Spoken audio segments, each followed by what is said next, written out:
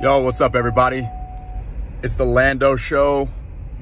Once again, coming back at you with episode 10 now of Truck Talk.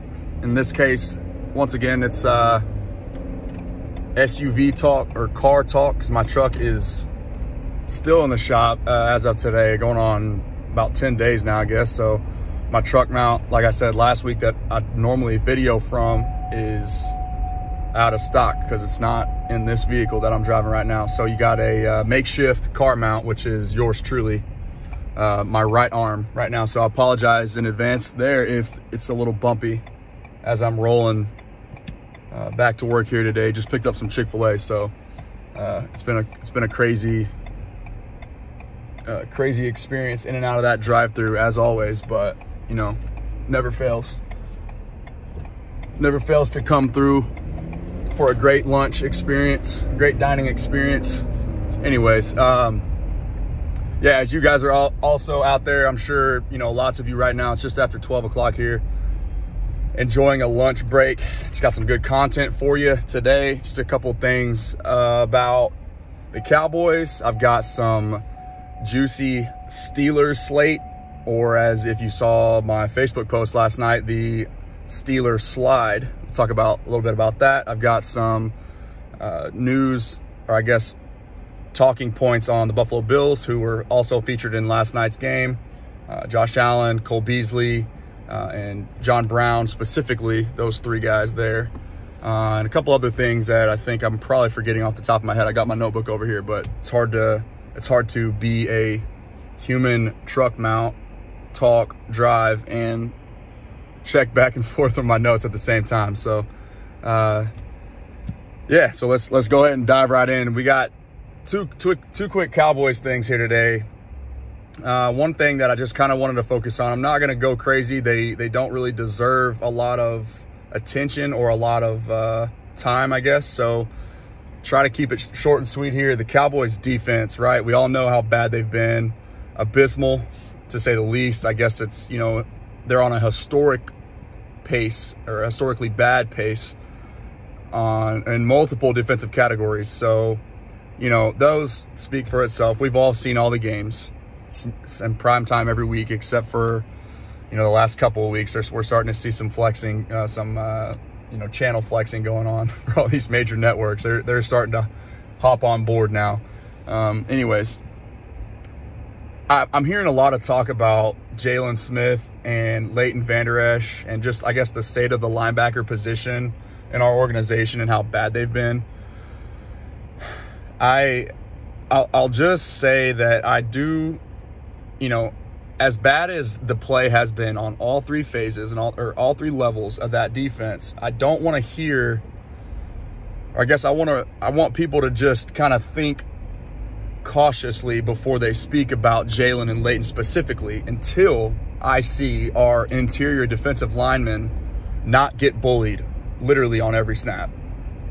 And, you know, again, this isn't a show or a channel to exploit and just, you know, talk bad about people. That's not what I'm here for, what I'm aiming to do. It's just, you know, Jalen and Leighton get a pass for me, for right now at least, until I see competent interior defensive line play, guys. That's the number one key for a successful run defense, is you have to have big guys up front that can eat blocks and allow your, you know, your thoroughbred, you know, I guess hyper strong, hyper fast linebackers in Jalen and Leighton, those two guys that they drafted them so high to be, who were both highly touted out of college.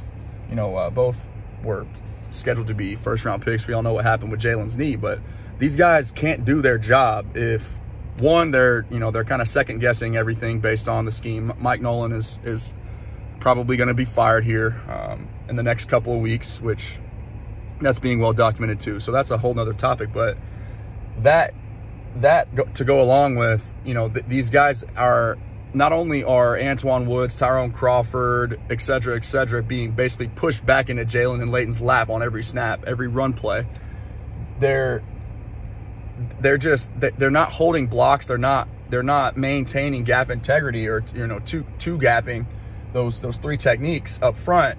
and allowing Jalen and Leighton to run free and make tackles. So I just kind of wanted to point that out, to pay a little bit of more attention, if you don't already, to what's going on up front before you are too quick to judge the linebacking play. So moving on from that, another thing I just wanted to talk about, well, actually wanted to acknowledge Jeff Kavanaugh again. He said something that really kind of just made me laugh, but I thought it was hilarious. Back to my Mike Nolan point. One of his videos last week, he said that if every student is failing the test, which, you know, every game this year to date the Cowboys have defensively, if every student is failing the test, it's the teacher's fault. So what does he mean by that? He's basically just saying that we're not really seeing anybody on that side of the football excel in any level, and in any game. As crazy as that sounds, it's you know, it's kind of being grandfathered into the grand scheme of the state of the defense. There are some good things that have happened and some good building blocks, I think, for the future. But as a whole, his point is well taken. At least for me, it's like when he's basically just saying that if every single aspect of our defense is struggling so bad and just, you know, perpetually for the entirety of the season, that just goes to show you that it's probably a byproduct of coaching malpractice to some extent.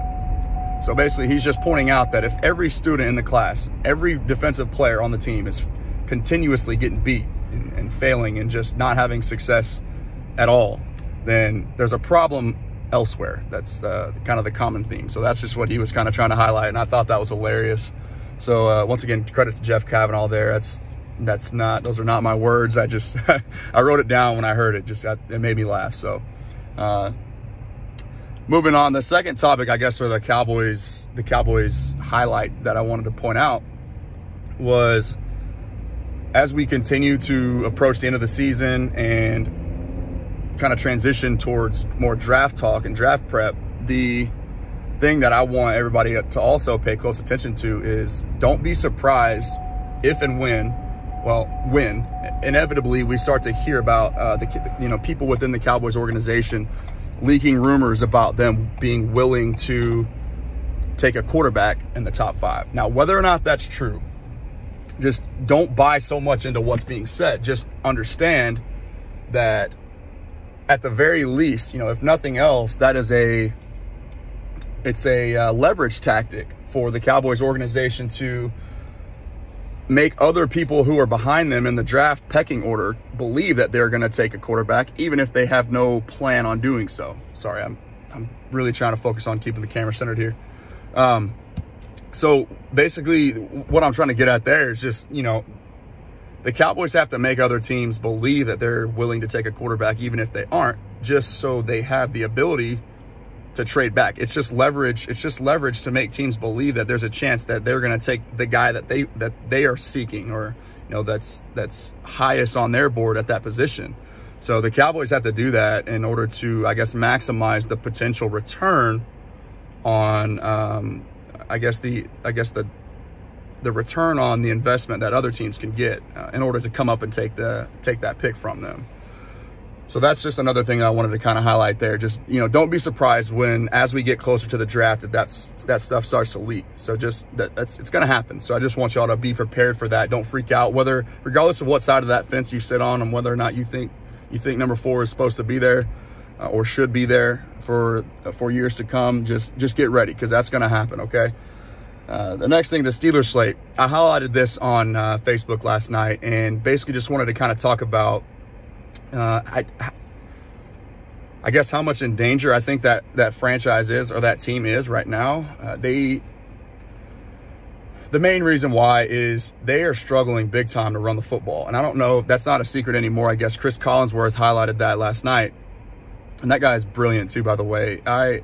He's an underrated, very underrated sports broadcaster, and I'm starting to pay closer and closer attention to his analysis. And I think he really is underappreciated in what he brings, just from a broad spectrum perspective of just the game of football in general. But he kind of mentioned how the Steelers were struggling to throw the foot or to run the football, and it's my opinion that the inability to be multi-dimensional.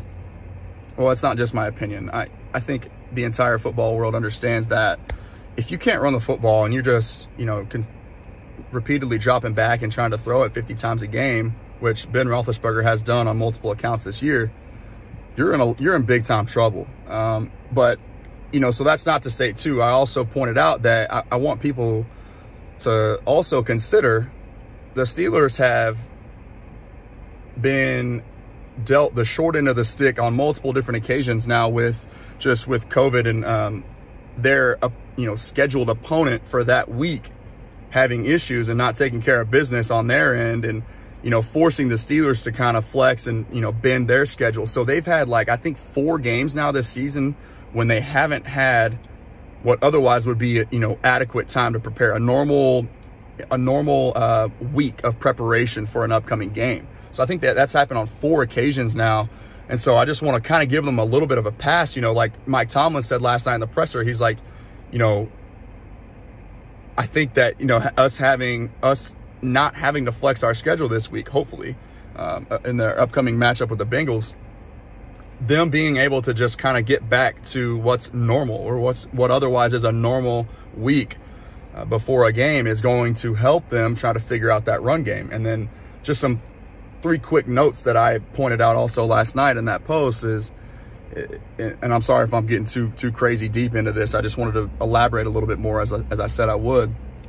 The 3 things that I said that I hope that they do, then that they can figure out going into this game with the Bengals is, the utilization of more heavy personnel packages, meaning 2 tight end sets, more so than 3 receivers. Instead, they'll have 2 tight ends, a running back, and 2 receivers to complete that personnel group. And it's called 12 personnel to keep it short and simple. It means just 1 running back, 2 tight ends. That's all the 1 and the 2 means in 12 personnel.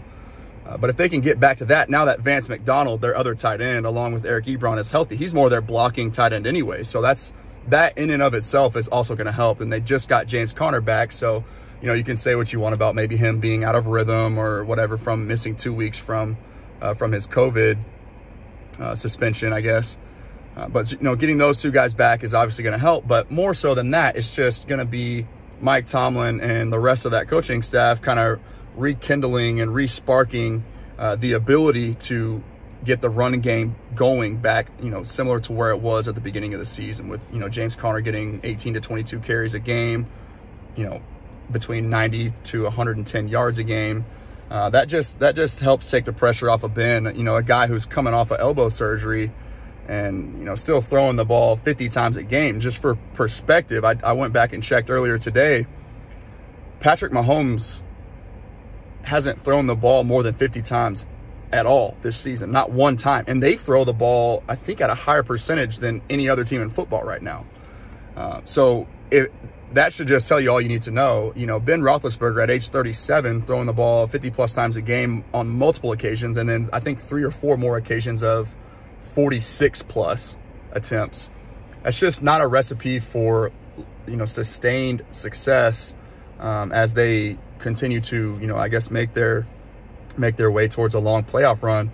They're going to have to figure out a way to get that running game going. So again, the 3 things that I think are most important are the utilization of more heavy personnel packages, 12 personnel, play action passing off of that run game. If you are able to, get back to the 4.5 to 5.2 yards per carry rushing totals, that will allow Ben more of a chance to, I guess, have a more efficient play action game, because they kind of had to get away from that as well. Because if you don't threaten teams on the ground, then you're not keeping linebackers and corners and safeties honest in the run game to be able to fake like you're running it and then play action pass out of that. So that's kind of an oversimplified I guess way of putting it, but essentially that's kind of the thought process behind my point. And then lastly, I think they got to find ways to get Chase Claypool more manufactured touches, kind of bring him back into the offense.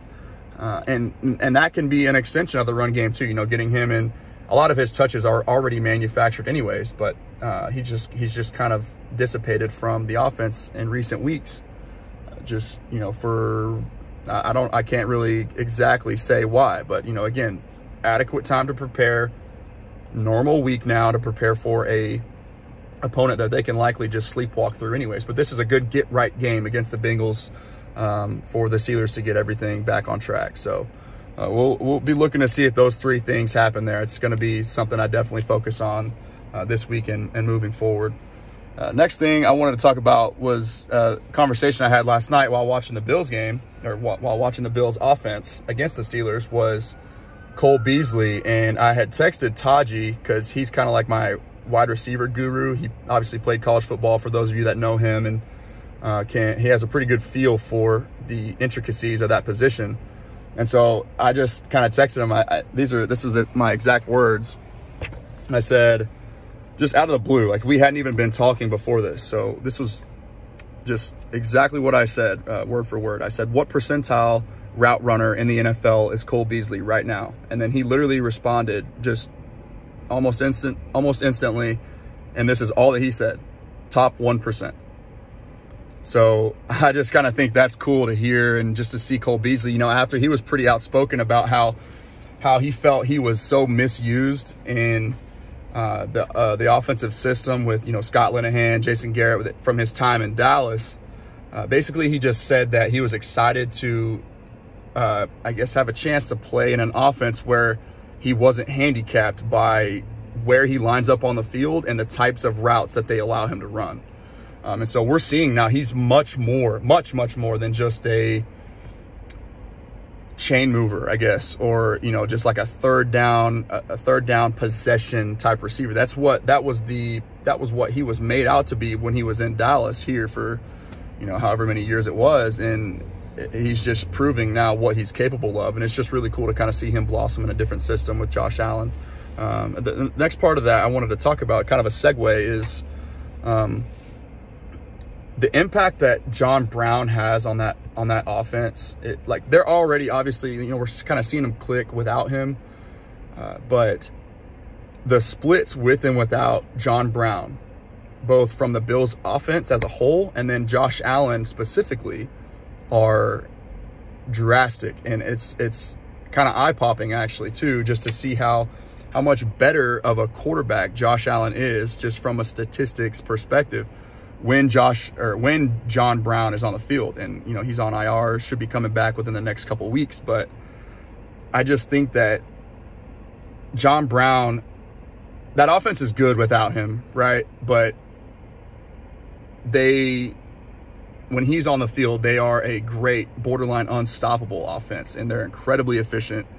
And just the way Josh Allen can threaten you with his howitzer of a right arm, that literally I don't know if anybody rivals in the NFL today, and that's not an exaggeration. And then just his ability to extend plays and pick up short yardage, and just pick up yardage with his legs when he needs to. So he's just such a huge stress on defenses already. But then when you add the vertical stretch component of John Brown's speed, what he does for the rest of that offense should not and cannot be overstated. So first of all, Josh Allen's actually, there's, you know, statistical evidence that backs this as well. And maybe I just pay more attention to it than most people otherwise do, just because of my fantasy investment that I made in John Brown this season. He actually, in the 5 leagues that I participate in, he was the only player that was on all 5 teams that I drafted. The only player that I drafted on all 5 teams that I played with. But so Josh Allen's average depth of target, meaning the average distance in yards that the football travels when he throws the football, the average distance is, without John Brown, is 6.5. Or actually, sorry. So, okay, let me start over. Let's run that back. Josh Allen's average quarterback depth of target with John Brown is 9.6. So that's slightly above average in the NFL. So I think it ranks 14 out of 33 quarterback, 14 out of 33 QBs that qualify. So with John Brown, he's 9.5, got a 9.5 ADOT. Without John Brown, he's got a 6.1 ADOT.